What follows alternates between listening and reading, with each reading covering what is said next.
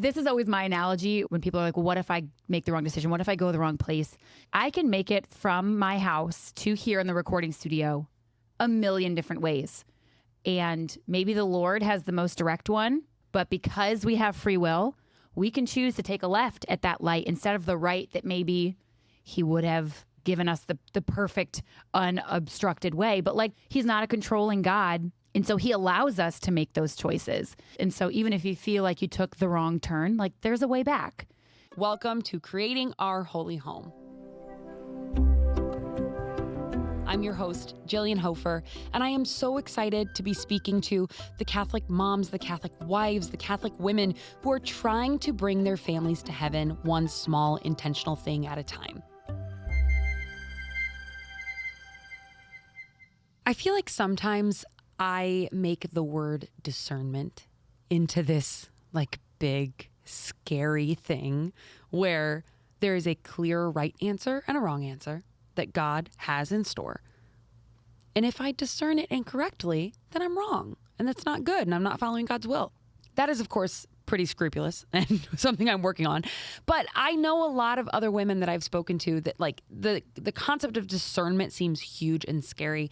But in reality, what I've found in married life, and especially now in parenthood, there are so many little decisions and big decisions that need to be discerned, which is just a prayerful decision daily. It's like literally every day we are making decisions that we should be inviting God into.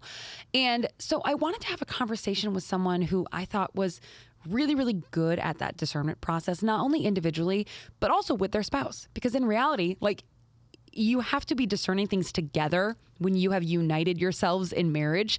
And those decisions can be incredibly impactful for not only your families, but also like the kingdom of God on a large scale.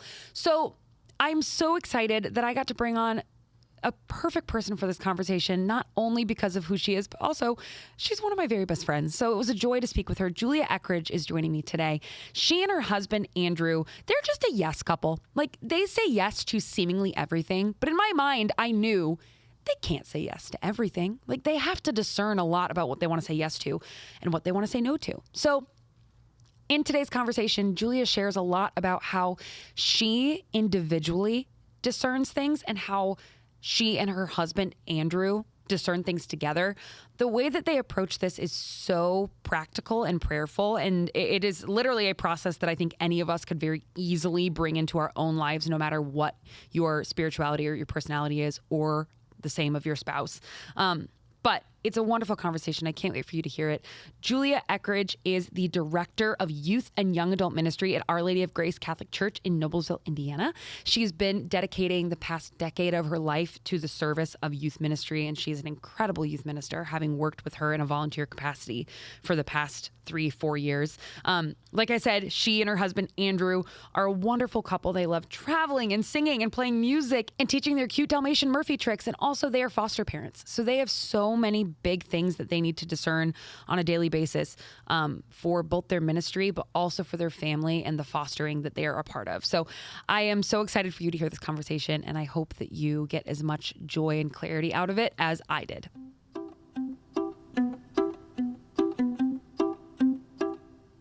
Julia. Jill. Welcome to the show. This So is exciting. I feel like you and I should have a podcast. We should. We've said this many times. Also shouldn't at the same time. Considering we were like talking in front of the mics for like 30 minutes before we even hit record. Yes, it's just natural. This It is what is. this should be like. Surprise, I recorded that whole thing and that's our separate podcast. Just saying. Perfect. Well, okay. So tell me a little bit right now just about like share where your family is at, where you and Andrew are at, and what kind of life looks like for you guys right now. Yeah. So Andrew and I just celebrated our anniversary yesterday, 6 years. Happy anniversary. Thanks. I'm sure there's many people out there that have doubled, triple how long we've been married, and a few that have probably just starting that journey or looking towards it. So wherever you are, it is important. Wherever you are, it is good. And wherever you are, it can be challenging. And so, yeah, we've been married 6 years. Right now, we have our 11th foster kid in the house. And he has been here since around Thanksgiving. So what, nine months? Yeah. I don't know. Holy cow. Time has flown. And so that's kind of what our family looks like right now. It's summer, so schedules are a little bit different. But yeah, we're balancing a lot of weddings and traveling and vacations and everything that comes with foster care, which is a whole different slew of appointments and everything. But it's good. It's a good time. Oh, and you recently just got back from Ireland, right? You went on a trip with our parish. Yes, Our Lady of Grace in Noblesville did a pilgrimage out to Ireland. And so really some beautiful time to pray and experience God and nature. That's somewhere I always find him. And he was especially gracious to us while we were there because anyone that knows Ireland, whether you've been or not, you know that there's a lot of sheep and a lot of rain. And we only had 1 2-hour spit of rain the entire 10 days we were there. Like one small part of one day. It doesn't make sense. No, it doesn't. It does not. It was not normal, but it was awesome. And you brought me back a rosary with my girl St. Bridget on it. I did. So sweet. Where did you find that? Was it just at like a gift shop? That one was in Our Lady of Knock. Okay. And so St. Bridget was around a lot of places, and they had a statue like for her, to her around the grounds. And I can't remember if that rosary has part of the Knock water in it or not. There was, I think I was going between those two for you, but I knew St. Bridget was your girl, so I hook you up. I saw it and I was like, oh my gosh, I don't think I even knew there was a rosary with her on it. So thank you. You're welcome. Ever. You're welcome. So for that trip, even like I know when I was talking to you about it, I was like, oh, so you and Andrew are going, and you said, oh no, it's just me this time. Yeah. So even in the small decisions that you and Andrew make, walk me through maybe what a typical like discernment or decision making process is for you two right now. Ooh, typical? Now I'm not sure that is the case, but there is a lot of discerning that we do, and oftentimes we do it separately and then come together. We are very, very different in our makeups and in how we function and think and pray even.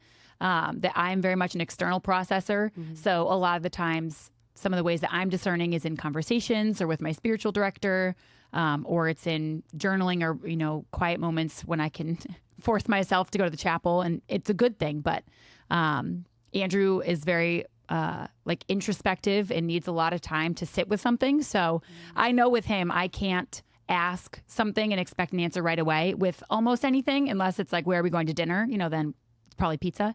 But if it's something more than that, I know I have to give him lead time for it. And I can make decisions usually quicker, and that is not how he functions. And so that's okay. But that's what I've learned over the years is he needs time and space to do those things, and we'll usually come back and kind of talk about it. And so one thing in discerning is that I kind of always come back to is I think sometimes in discerning we can be thought to look for these grand signs of the burning bush, right? Like, where is my burning bush in this situation? And the Lord delights in us sometimes enough to give us those things. But many times that is not how it works, but that's our expectation of him, is that he's going to give this big grand gesture for me to know exactly where I should send my kids to school next year, or, should I switch jobs and all those things. And I think it's much more in the mundane that we have to pay attention to and be looking for the Lord in the small ways to make bigger decisions, which is easier said than done because Lord knows I'd rather have a burning bush. Like, send it to me. Give me the neon sign, please. Yes, you tell me what you want and I'll do it. Here. And I think what Catholic woman or mother or human would not want to do the Lord's will if they just knew what it was. Yeah. Right? We always say, if I could just look 5 years down the road and know what it is, Lord, I'll do it. That's fine. But that's not the trust that he asks us to have in him. And there is a lot of that in discerning. So yeah, there's a peacefulness that I always look for, because that's the one thing I know Satan can't sow, is he cannot sow peace no matter how hard he tries. If there's a lot of chaos and, lies and falsehoods, if that's what you're feeling and all of that discomfort, like, that is not from the Lord. That is not supporting your discernment. That is obstacles to it. And so I think being able to kind of wade through those things and see like where am I being consoled by the Lord in this? Where is this peace coming from? And knowing that is in fact from him and what he is desiring for you and your family. Well, and in some ways, when Luke and I have been in big decision points in our life, when I feel peace towards something or an option or a decision that like if I think about the world, society, whatever, would kind of be like, well, what are you doing? But I feel this just inexplicable, like, yeah, this is good. That's kind of my burning bush. It's like, oh, why do I feel peace about this thing that everyone else is going, are you kind of crazy for that? Or especially, that's something that's been true for me is when I'm like, oh, I'm feeling peace about something I never thought I could. That's when I'm like, okay, Jesus, I see you. I see you. This is you, because we know that I don't have that gift. Like with fostering, this happens a lot is I'm not a patient person by nature. I like to do things quickly. I like to do things efficiently and all of that. And there's a lot of patience that is needed in fostering. And so oftentimes at the start of a placement, I have just an excess of patience. And I'm like, Lord, you are too good, because this ain't me. Yeah, you're like, I know I'm not doing this on my own. No, this did not come from me. And so it's just like in those moments, right? That's where I can see the Lord in maybe the small yet big ways of like, you are here, you are present, you are doing what I was asking, or even sometimes what I didn't know I needed to ask about. Mm-hmm. I think something that you brought up earlier that I've been thinking about a lot is how you and Andrew kind of have your own separate spiritualities, your own separate forms of kind of how you pray and how you discern on your own. And then you come together. Yeah. How do you find a way to kind of like bring in those differences in your spiritualities? Like, do you find that there is a plus side to kind of having both, like his a little bit like, okay, whoa, let's take it slow and let's process, and you being like, I know what I want. Here's the gut. I know I have peace about it. Like, how do you find that middle ground? Yeah. And it's not always like that also. I mean, there have been times when he's been very sure about something and I've been like, I need more time with this. But just more often, it's probably the converse. Inverse? Converse? Both. Inverse is I think they're both the correct word. Well, this is not a Grammar literacy podcast, which is nice. But I think there's been different seasons in our lives where different things have really been beneficial for that. One of them being novenas. I mean, that's like a very guided prayer, but it also has a very specific purpose. And so I'm sure many of you are familiar with novenas, but you can pick a saint that has maybe a specific patronage to something that you're praying about, or maybe a certain feast day. If there's a feast day upcoming, sometimes we'll do that and be kind of surprised by the saints and allow them to be a part of where we are in the year. If you looked at where are we? July, you'd look and see like who's upcoming, what saints are on, and then using one of their novenas, and we look at them, we look through them, and we decide which one kind of speaks to us at the time. And then that's something that we try to pray together every night, but kind of throughout it, we're just doing our own processing. And then at the end, we kind of come together and talk about it. So there's a portion of that that's both and, right? We're doing this together, but we're also doing it separately at the same time. I think those have been some really fruitful prayers for us. And sometimes it is a sign, and sometimes it is just a piece, or, sometimes there have been quiet moments at the end of novenas too, that I feel like that's the Lord asking us to really, take this step towards what feels right.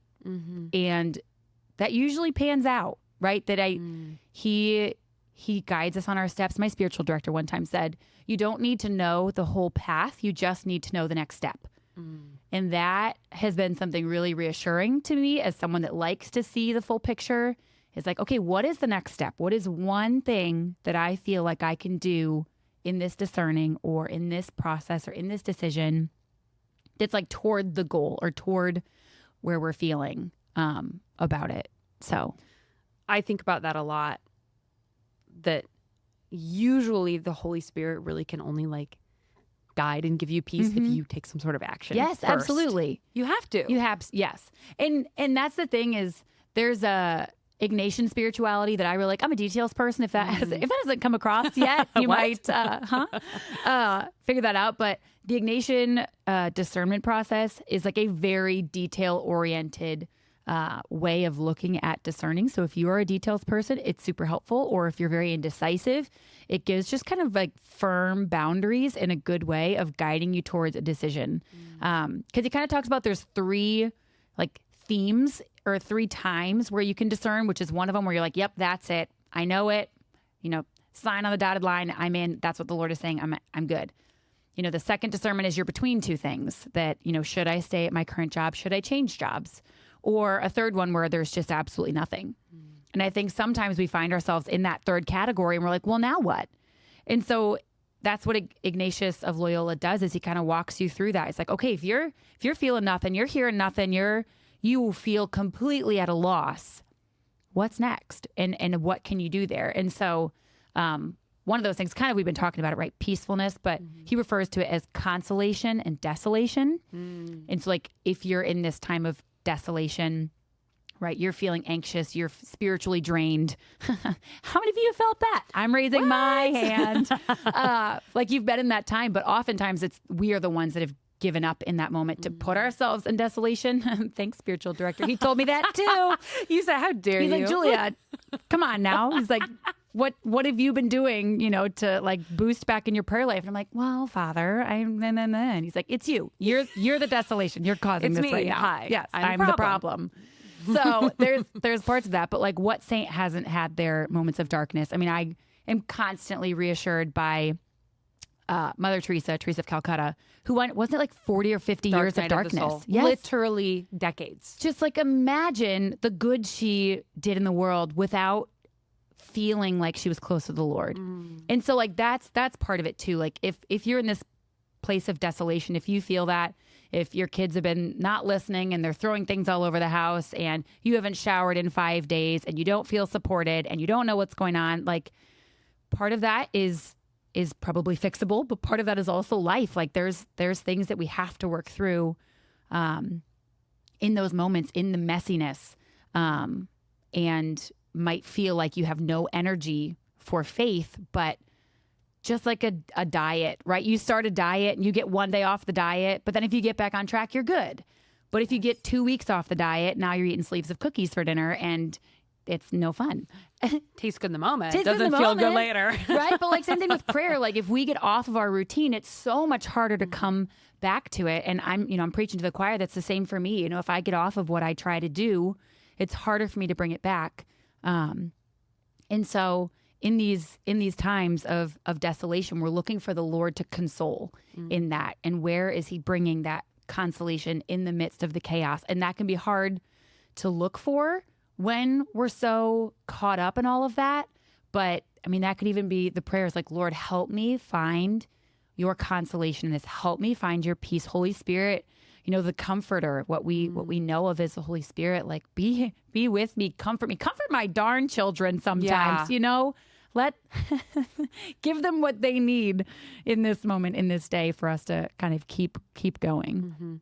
I love, like, when I think about you guys kind of using novenas as this almost like checkpoint of like, okay, we've got this thing to discern. Let's let a saint pick us and let's kind of do the novena.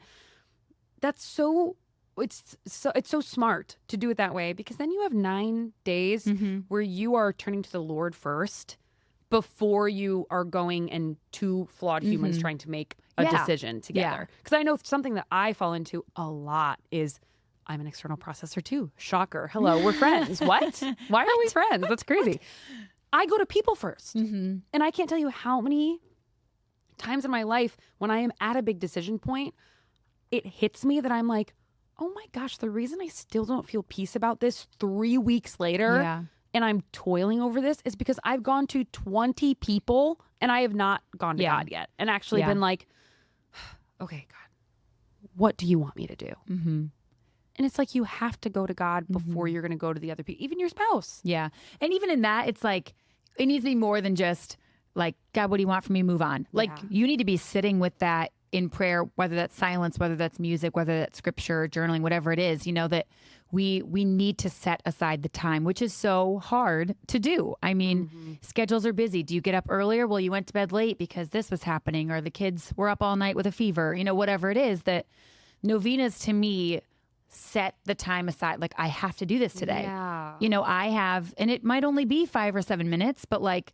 I'm going to spend those 5 or 7 minutes for the next 9 days doing this. And then look, 9 times 7, 65. You've spent over an hour in discerning this specific thing, and how much more peaceful you feel about that. And so if you can think about it that way, like if you're breaking it down, even 4 or 5 minutes a day, set a timer, sit and pray with something. And do it in different ways. You can still talk to people, like you said. I have found a lot of good answers of the Lord speaking through people. Yes. But also that's not the only way. You know, he does need us to come to him and see how we can, you know, align with what he's asking and if that's the mission and vision of our families. And when those two things are both going in the same direction, like things are good. Things can be good. Well, I find that I am a lot more conscious and cognizant of the little ways that God is trying to speak to me in that decision point, whether it's through, like you said, conversation with other people, or it's something that someone is saying or putting in front of me when I am prayerful in the decision. So it's not like you wait for this, like you said, burning bush moment of God to be like, here's what you're supposed to do. But it's like, if I've put myself in that posture of like, okay, God, this decision is ours to make. I want to do your will. Here I am in this posture of like receiving. I think of back when I was discerning a job change. I was toiling over this decision and just felt like I was getting nowhere. And then as soon as I had that aha moment that I was like, okay, I've got to go to God. I have to open myself up to what he is saying to me. That weekend at Mass, the homily, right at you. Literally, he used, first of all, the priest, I was like, he is looking directly at me. Thank you. Thank you for this. That's good. That's a good part about sitting in the front row. But then he also used words, the exact words that I had just been using with God in prayer. Amazing. Like, yes. And those are things that I'm like, I would not have noticed those things, and I would not had you not set aside the time. Absolutely. It's imperative. We have to do it. And it's like, that's why I like the novena, because that's so smart. It's like you were setting, it's compounding prayer interests. Yeah. I mean, I'm not a very disciplined person. Yeah. And so those sorts of things, it's like, okay, I have to do this. It's my checklist and I have to get it done. And maybe for some people that might feel like a chore, then maybe that's not your discernment tool. You know, that's just one of the many things that you can use. But I feel like, you know, when you're talking practical, tactical, baby. Yes. That's a good one. I think also, you know, if you, like me, love control over things, the surrender novena will take you down a couple pegs. In the butt. Yep. Bad. In a good way. Just like so good, but so bad for us. Yeah. The line that you say 10 times at the end of that novena, which this doesn't even have to be for anything specific. This is just like a me thing. Like, Jesus, help me. You know, Jesus, I surrender myself to you. Take care of everything. Jesus, I surrender myself to you. Take care of everything. The amount of times that I say that in a week is incredible. I should have a trophy. I mean, I think that's what Jesus would want, right? Yeah, he definitely wants you to have a trophy. I've surrendered the most to you. I am vain. I understand. But like that like brings me to a good place when I'm saying that. It's like, okay, you are in control of this. I feel very out of control, which I do not like. But Jesus, I surrender myself to you. Take care of everything. Like, feel free to adopt that. I would love for more people to be saying it. Go put it. I was going to say, I know like Erica Ty Campbell has that. She's done beautiful art of that. It's like, go get that. Buy put it somewhere. Yeah. Well, how much did you spend on something else you didn't need this week on Amazon? Go get a a Jesus support quote. A Catholic artist. Yeah. Thanks, everyone. Go put it as your lock screen or something. I do love that prayer. And Jesus, I Trust in You is another one that I just go back to constantly, just over and over and over again. Just like an anthem. Like when you feel that dread coming on or whatever it is, like have your one-liner ready to go. Like that feels like the shield for Satan for me sometimes is just like, oh, tax coming in. What do I need to say in this moment? And so maybe that's, you know, a scripture verse that you love that's short and you can repeat. Or maybe it's 15 stanzas and you just need to get through that. You know, great. Yes. But, you know, like what's that thing that you can go to in moments of chaos and even in discerning and all of that? Like what thing brings you to a center of prayer and discernment? So when you and Andrew come back together after you've been kind of discerning on your own for a decision, has there ever been a time that you guys came back together and still were not at a consensus about something? We don't need specific examples. But like, what do you do? Because that then feels like a roadblock of like, oh, we just did all this prayer and what, God, if we're supposed to be united, what's going on that we now still disagree? No, actually, that has happened before. In fostering, we were asked to adopt one of the kids that we had in our care, and we kind of prayed about it. And that's a huge decision. I mean, that's for many people, adopting, whether you have another kid, whether you have any kids, whether you get married. I mean, those are huge decisions. This isn't, where we're going to lunch or even jobs, because you can change jobs, but like you can't have a kid. No, this changes your entire yes. life and the fabric of your family. Yeah. And so we really discerned it and separately. And mine was a pretty clear with time. Honestly, I was on the fence for a long time and then finally got to a point where it was not, this is not for you, Julia. And that's like what it came down to is like, they deserve their best and to be loved fully. And if I'm not able to give that to them, then this is not what either of us need. And so for me, yeah, it got to a point where it was a pretty clear no. We were both kind of on the fence. And Andrew was still on the fence.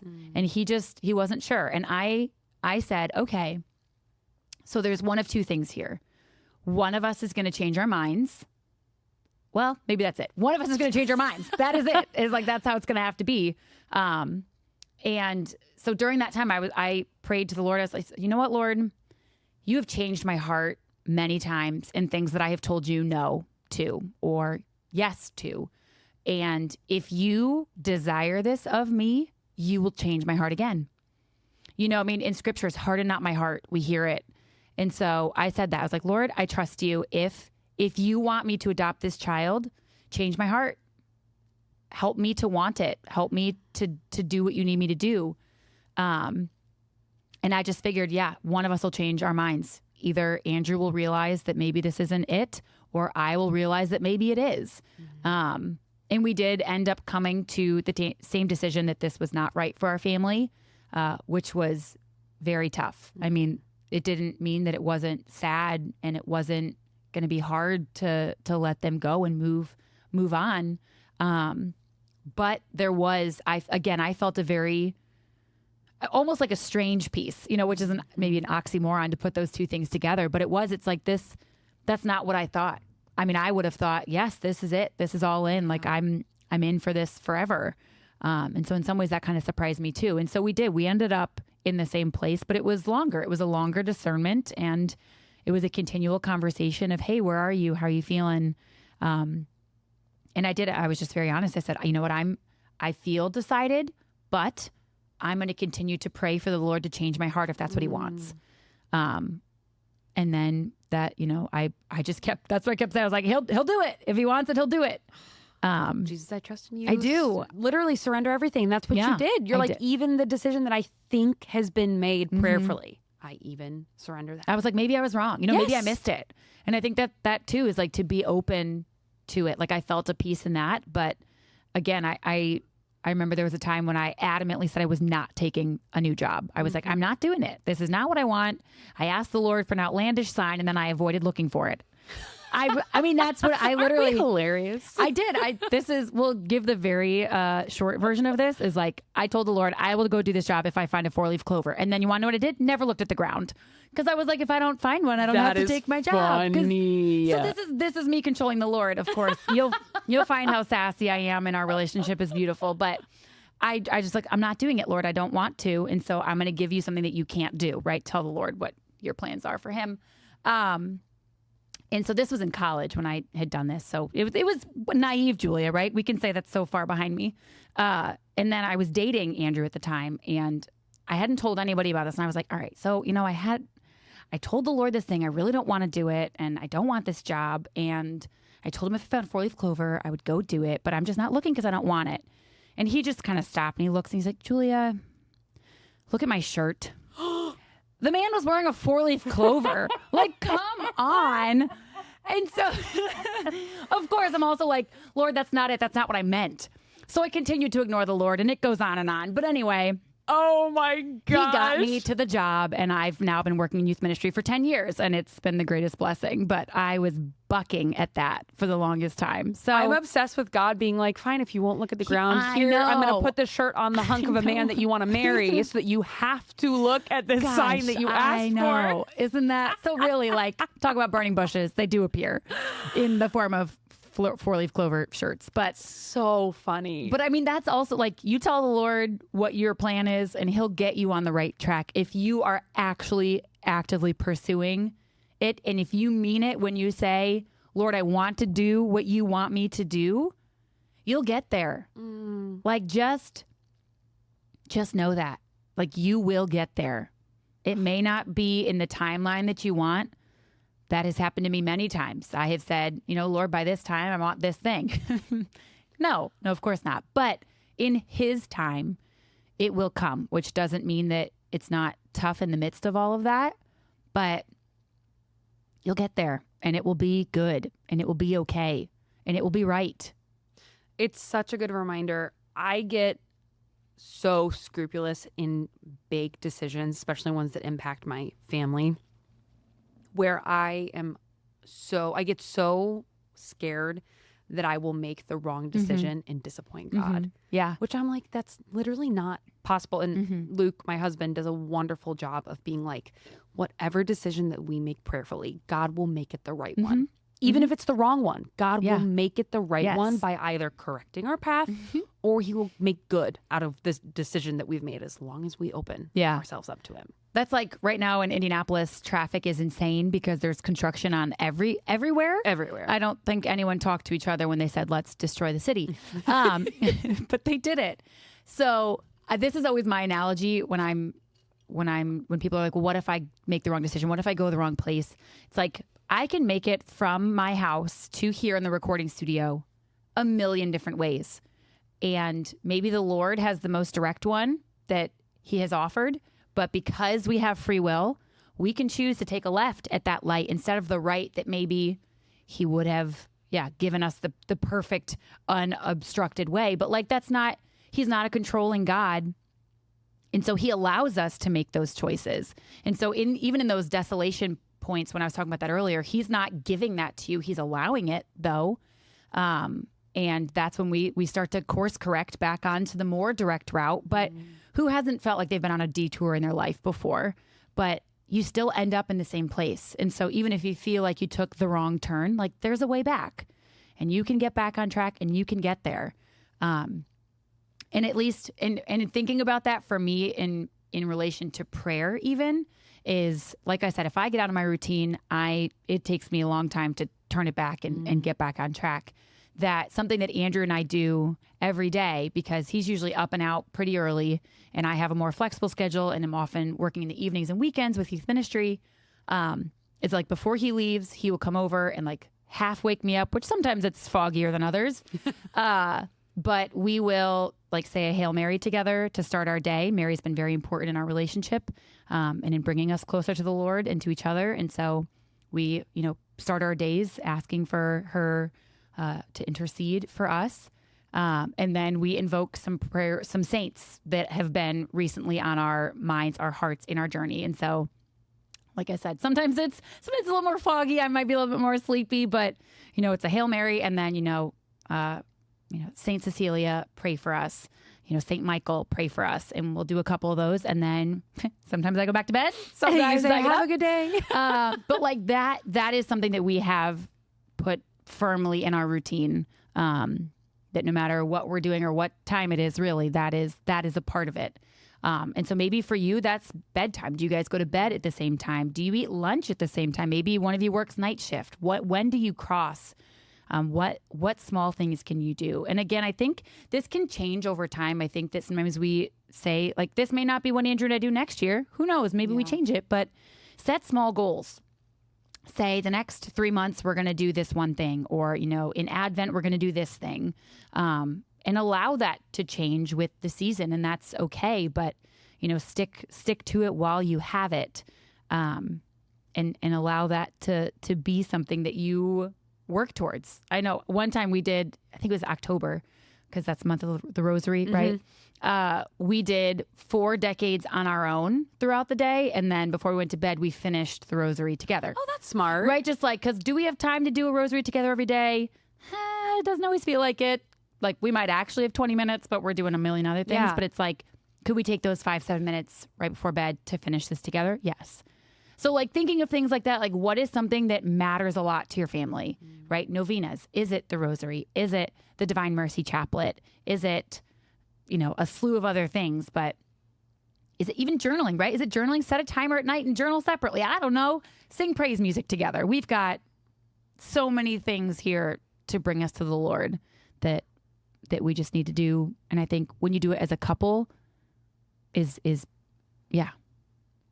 brings a different level of connection to the marriage. It's so important. We had Scott and Elizabeth, who on to talk about praying together. It was super similar that they're like, we literally stand together in the morning, say a quick morning offering prayer together. It's a rote, memorized prayer. Yeah. And they were saying like, oh, when we do that, the kids run over to us because they're just like, oh, mom and dad are praying. And they usually, and it's like the fruits that just come from the intentionality between spouses to pray together. And the example that sets, right? Like their kids are able to see that when they're there praying, it's like, oh, mom and dad value this thing and they're doing it every day. This must be important. Maybe I'll do that. And it may not be something that they recognize in their 5 and 6 year old brains. Yes. But eventually they will.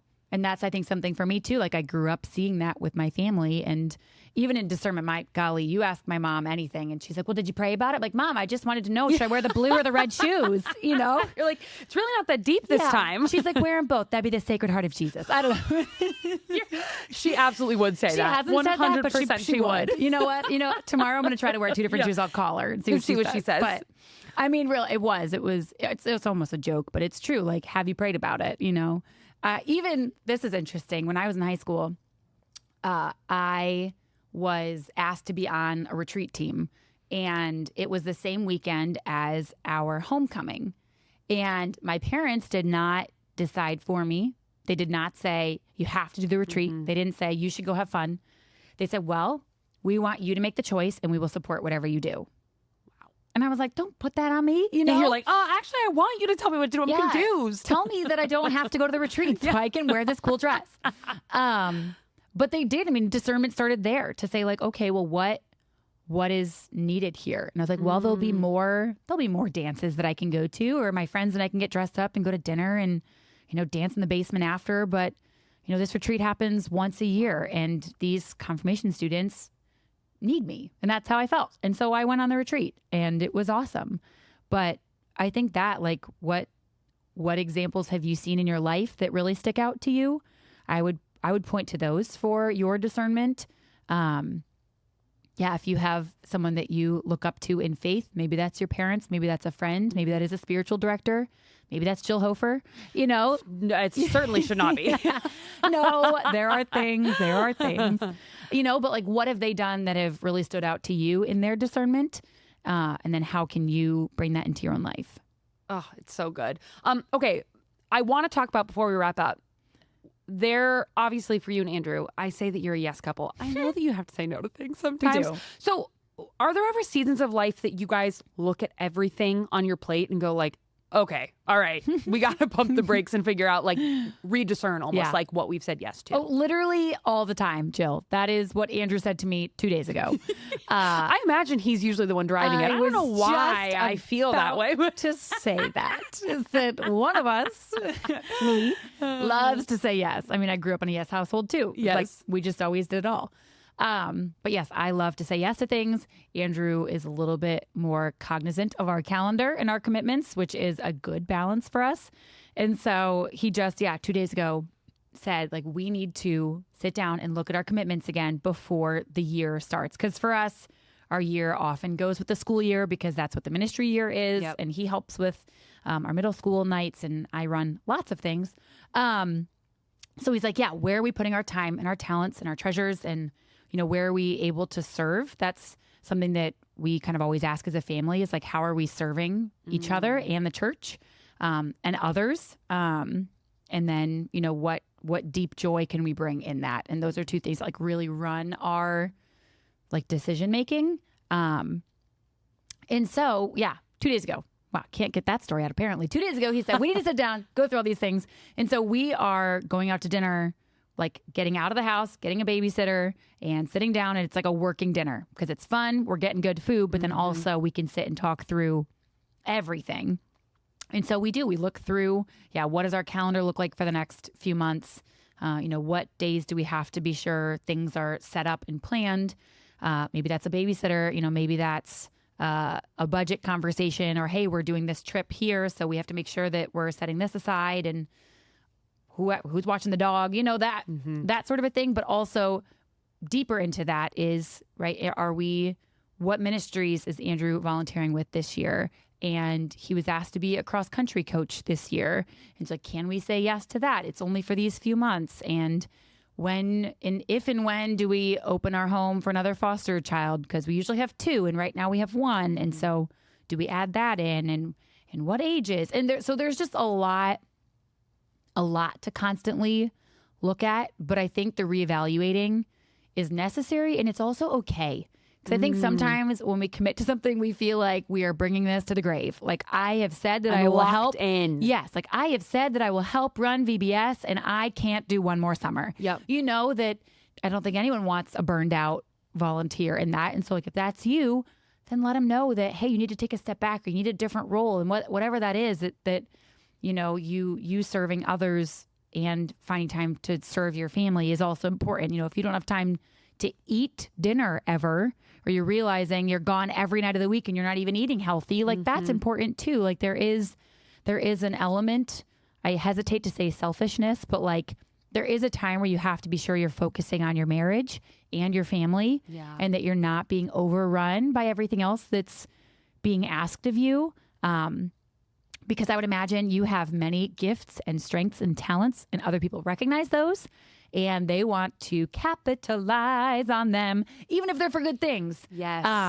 And so, really seeing like what your bandwidth is, which is going to change by people. But I think when you've hit too full. Yes. Because I think overcommitment can definitely be a barrier to discernment even. If you have so much going on, how do you have time to sit and discern something? And so if you're feeling that, it might be time to reevaluate what you've committed to, and what you can cut out, and what you could adjust, or what you could add that would not add more time, right? Like, does 10 minutes of prayer time, how much more that is going to change your day, instead of like adding another commitment? You know what I mean? It's like you're adding something, but it's actually going to give you more peace and space and time.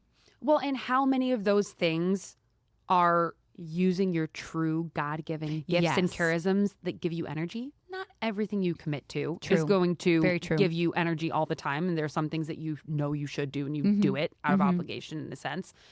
But like, I know for me, when I feel overcommitted, it's usually because there's some recurring commitment on my plate that all of a sudden has become a drain. Yeah, I was just going to say the word draining. Yes. And like, for example, like I've done youth ministry for the past 7 years as a volunteer. Past 4 years was a lot of effort, and I loved it. And my kids were seniors this year. I'd been with them through, but I finally at the end of the year went like, okay, I think this is the perfect time for me to take a step back, because this doesn't really energize me anymore. It feels more like an obligation, more weekends than not. Whereas Luke, my husband, gets so much energy from it. He loves it. So I'm like, this is a place that I can step back to give and let you do your thing. My partner the ability to use his gifts and strengths and get more energy. And then I actually now have more bandwidth to go do something else. Totally. In a different capacity that's going to give me enough energy to come back and keep serving and keep working. And it's such a balance, though. Yeah. And really, that's such a good way to think about it, is like, what is life-giving and what is draining? Yeah. And go ahead and make a list. If you really need to, like, write out all the things you've committed to in the next 6 months, and put, recurring ones. Maybe recurring has their own area, and then maybe like the one-off things have another, list. And just see, like, hey, what is really bringing me to life here, where I feel like I'm using my gifts, I'm soaring, and where I am maybe undervalued, or I'm, feeling very drained, or at the end of it, I'm exhausted. Those sorts of things are really telling too. I mean, that's, the Lord gave us our bodies, and our bodies react to a lot of things. And so if your body's saying, like, I can't do this, then that's a pretty good teller. Yeah. That's a burning bush. I think we probably should definitely notice those things. Yeah. Just a little bit. Yeah. So again, if you, have a lot of things that you want to discern in different ways, and you struggle to figure out how to do that, I would do a few of those. Yeah. Do a body check.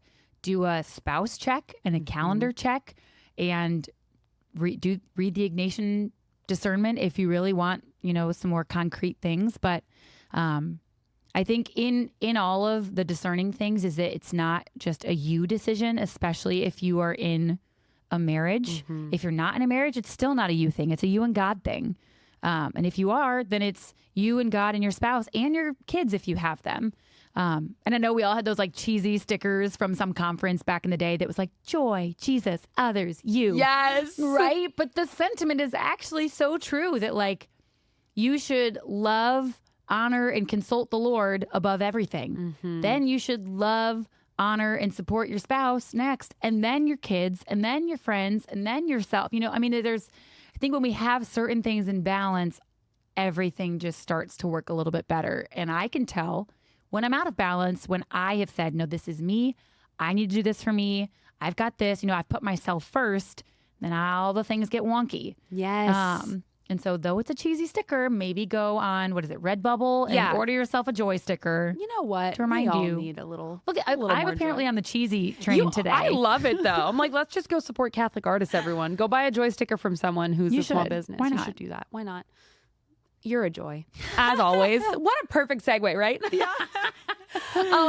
I could keep doing this for forever. But this, thank you seriously so much. Yeah. I also feel like this was so fun to just see where the conversation went because we prayed beforehand and I think the Holy Spirit took it where it needed to go. Yeah. I personally was glad. oh, this was helpful. I needed to hear a lot of these things. So thank you. Yes, Holy Spirit definitely was working. I mean, that's definitely not all me. Very little, in fact. I had conversations about this. I was praying about this. I was like, Lord, what do you want me to share? What do you want people to hear? And I hope I'm certainly not perfect. The next episode will have everyone just list all of my flaws.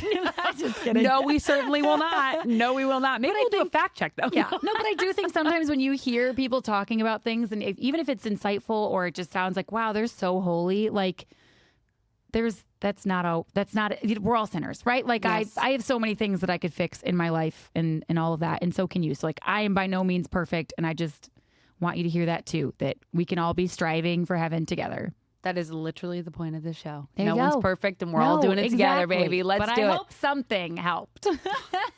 Love you. Thank you so much. Thanks, Jill.